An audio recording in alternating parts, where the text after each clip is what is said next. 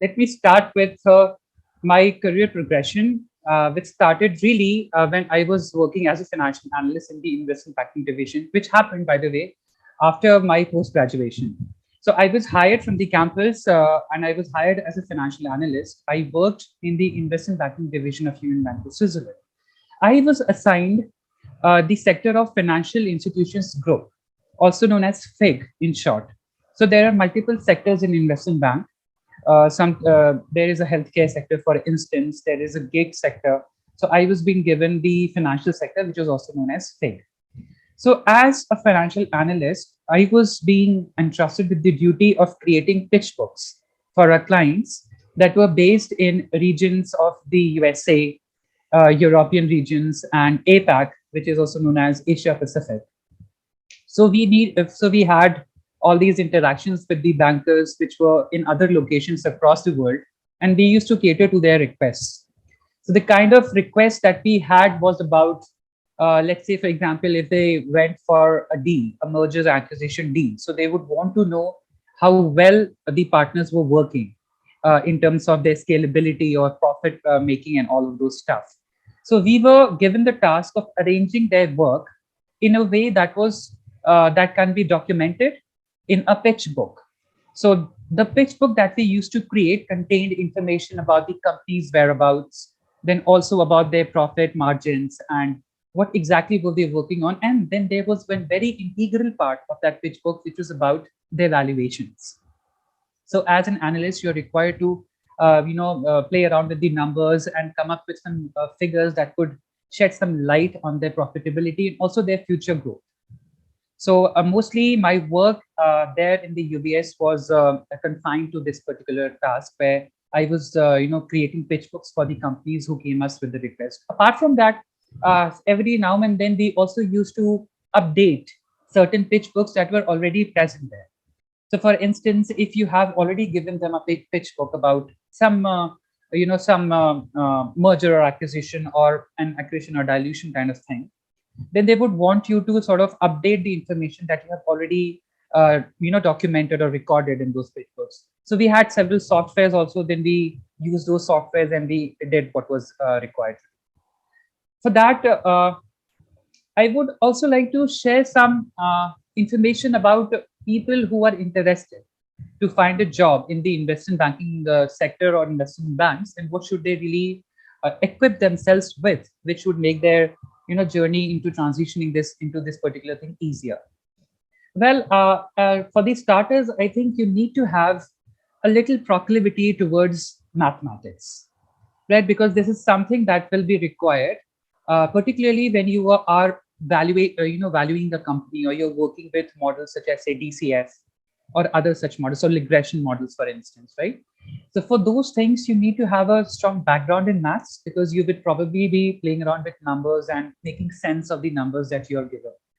So for that, I would want the students or the younger generation to sort of start understanding maths more than mechanically. I think it should be understood more intuitively so that people can sort of understand of where you stand in terms of understanding mathematics rather than just cramming mathematics. Right. So this is one thing that I would like to shed some light on. And then secondly, I think since most of our clients are people who are based in abroad countries, we need to have a decent communication skill, right? Because that can also prove to be one of the major hindrances if you're looking for a job in this particular domain. And the primary reason is not because we need to be, we need to be fluent just for no rhyme or reason. It's because we have to interact with these people on a daily basis. So you have to make yourself important and useful and clear enough for the people out there to understand what you're trying to communicate with them. So for that reason alone, it is required that you understand their requirements and you also equip yourself accordingly. Right. So these two subjects or these two areas is something that I would want the future students or the future generation to sort of get acquainted with as much as possible, so that it becomes easy for them to transition to this particular area of work. So this is something when it comes to understanding what skills are needed. About sustaining in the investment banking job, I would want all of you to be a little adaptive in nature. Because remember, when you work in a field such as investment bank, it is a little demanding job.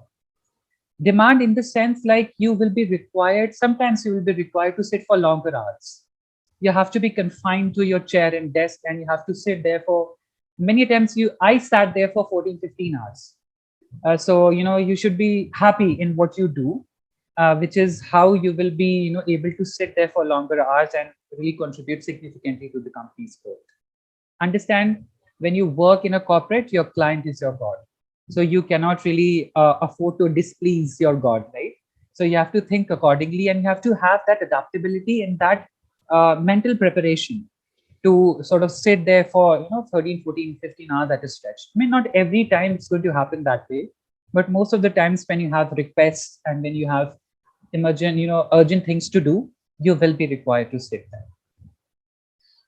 That's one thing. And I believe you should always keep yourself updated with the recent advancements in the field of business economics, and you should know about what is happening in your country, in abroad countries. You should always have the habit of reading newspapers such as the Economic Times.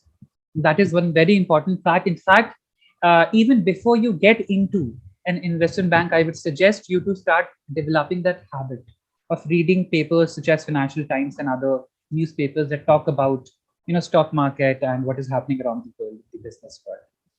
Right, so that will give you an extra edge, and not only will it be useful for you while you're working, it will be useful while you will be interviewed.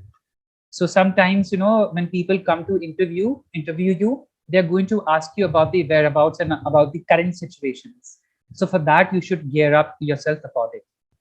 So that is one very important fact that I would like to highlight, which I think most people ignore. And sorry about that. They ignore, and I completely understand why they ignore, because they are coming from a college background, right? So when they are sort of busy completing their assignments and busy with exams and everything, so they hardly get time to sort of read newspapers and everything. But then, first things first, you need to be updated with the recent know-how and the recent technology. I mean, recent events that is happening around the world and around the country, so that you can be a full-fledged candidate for them. They shouldn't have any reservations about about you, as in terms of your quality as a person who would be coming to their organization and offering the services. Because remember, whenever you're creating pitch books or whenever you're creating documents about anything, it is always good to substantiate it with the current events. Right? So, for instance, if I am writing about some stock, and if I do not know what has happened with that stock in the past month, then you couldn't really, extrapolate what would happen in the future.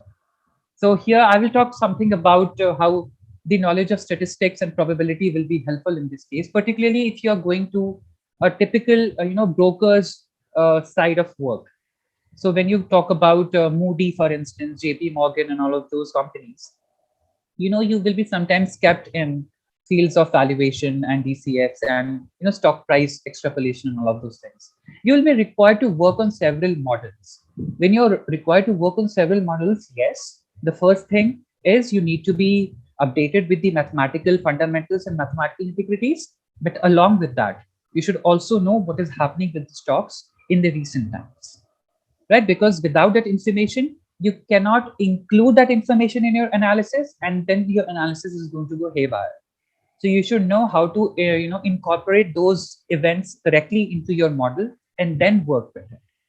So it's like a holistic development that you should always eye for. That is just not about your academics. It's also about how much you are understanding about the events that is happening all around. So this, I believe, mostly sort of summarizes everything there is in the field of investment banks. So people who are interested can probably go and start developing the necessary skills. Start from practicing maths at least. Have that quantitative ability where you can know what numbers mean and how to make sense of it. Because also, I would also like to add something here about the domain of big data, right? So we keep on talking about big data every now and then. In fact, investment banking is also one such industry which has not remained untouched with this. So even they also get a huge amount of data to work with on a daily basis. Now you have to understand how to make sense of that data, right? So you should be in a sufficiently good condition, particularly if you're dealing with companies' financials, and other such things. So you should know how to deal with those numbers as well. So as for the starters, I think you should start developing your reading habits and your mathematical skills about reading newspapers on a daily basis, getting yourself aware about the recent developments in the field of economics or business or general political, social, economic, environment. You should be aware of that. Yeah, I think that's pretty much it. And then probably, I think you're going to get selected for sure.